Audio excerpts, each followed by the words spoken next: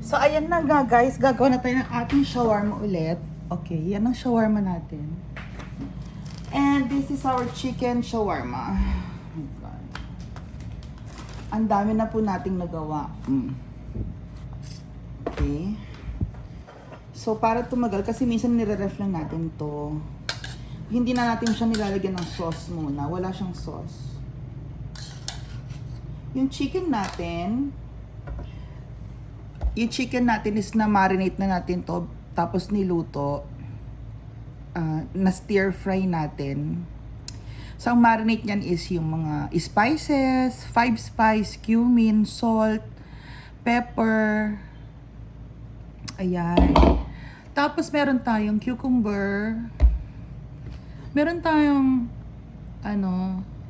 onion and tomato, and ang ating french fries. Pampasarap din po kasi yung french fries. Pandagdag siya ng linamnam. At saka crunchiness. So, ayan, madami tayong nilalagay na french fries dyan. Oo. So, habang nilagyan mo na yung french fries, lagyan mo yan ng, pampa-fresh lang naman tong actually, pampa-fresh lang tong mga gulay.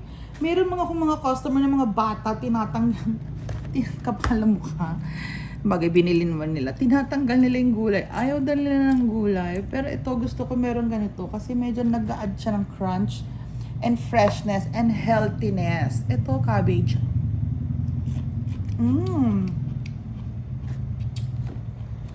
Ang sarap. Nag-a-add siya ng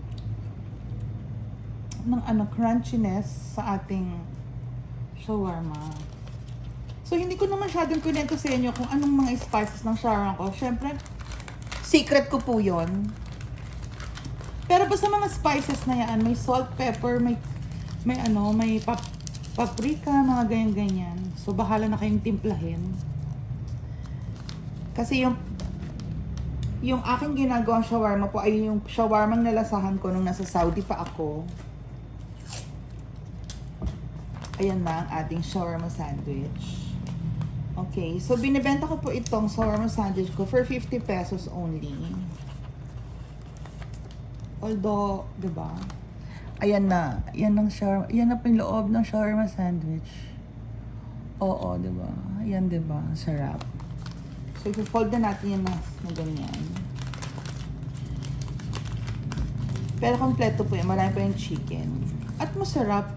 Napapaubos ko po ito, shawarma sandwich ko.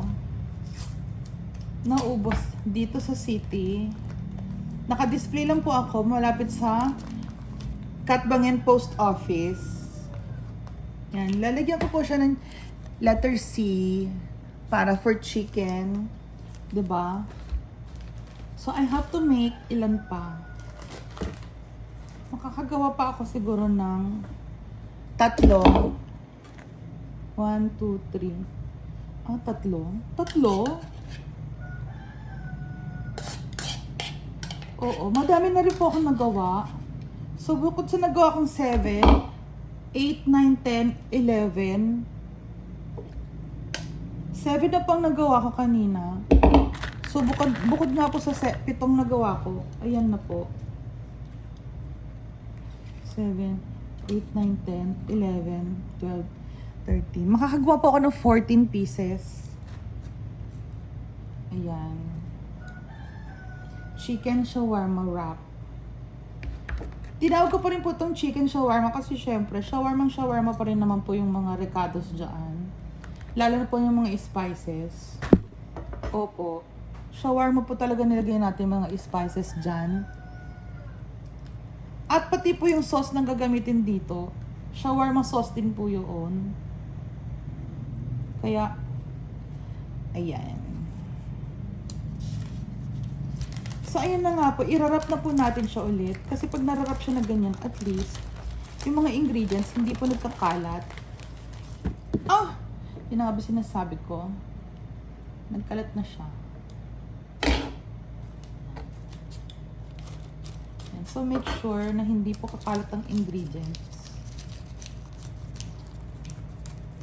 Ayan. Ititiklop ko na rin mo po ito para hindi na po mahirapan ang aking mga customer mamaya. Para hindi na sila mahirapan na pagkakainin na po nila bubulat-latin na lang nila at lalagyan po nila ng sauce. Minsan pala pinapainit ko rin po ito. Ipinapainit ko po ito sa aking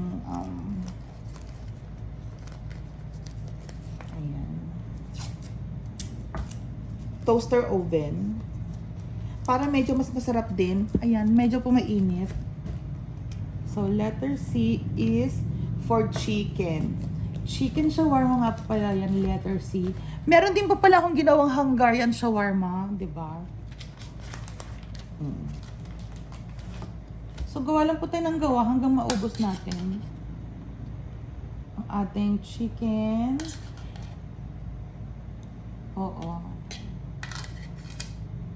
Ayan. Isasama ko na rin nga pala ating madami mga french fries. At ang ating onions. At lagyan po natin ng pampa-fresh. Ayan. At ang ating cucumber pickle. Opo, mas masarap po talaga meron po tayong cucumber pickle.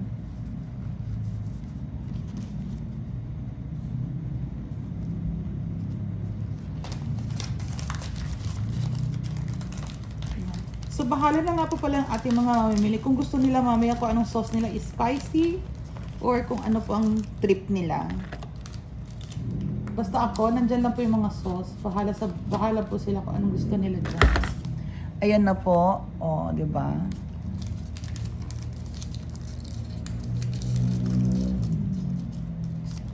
At saka ang lasa po kasi ng shawarma na ito ay nalasahan ko na po ito dahil laking Saudi po ako. So, kung kumakain kayo ng shawarma sa Saudi, ay ito po ang lasa niya. Hindi po ito shawarma na lang, Pinoy style. Hindi po. Dahil ito po talaga yung lasang authentic na shawarma. Hindi po ako gumagawa ng mga Pinoy style na iba po kasi panlasa noon. At hindi ko rin po nagugustuhan yung mga Pinoy style na shawarma. Lalo na yung mga yung halo po nila. So, kailangan po talaga, mas na-enjoy ko po talaga pag authentic po yung natitikman ko pong shawarma. Oo, letter C. Ang authentic po talagang shawarma is pag kahit na homemade, is malalasahan mo po talaga yung pagka-Arabo niya. Yung po ang authentic. Okay? Yun lang naman pong opinion ko. Pero bahala po kayo sa buhay ninyo kung gusto ninyo. Kasi hindi na po matatawag na authentic shawarma yan kung manok lang. Chicken wrap na lang po yan. Hindi po yan shawarma. Okay. Ayan na po. Ito na po yung last at final po na chicken order. At ubos na po ang ating chicken shawarma. Ubos na po ang ating chicken shawarma wrap. Ayan.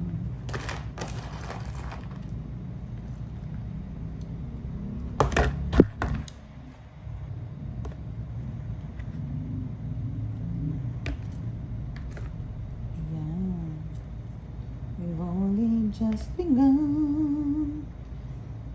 So, ayan na po ang ating chicken shawarma wrap. O, diba? At mabubusog ka na po dito sa ating chicken shawarma wrap dahil napakasarap nga po naman talaga nito.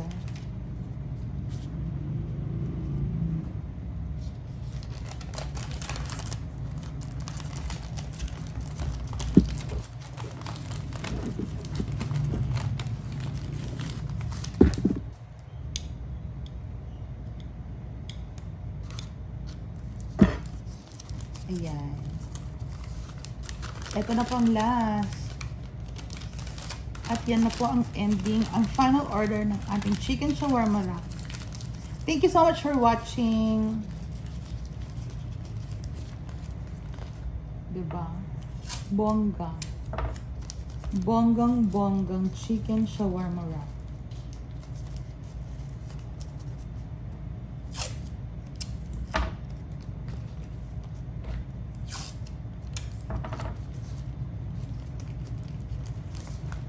At mamaya lalagyan na lang po nila yan ng sauce or ipapainit nila. So there you go. That is our chicken shawarma wrap. Bye everyone! Diba? Ang dami ko ng chicken shawarma wrap.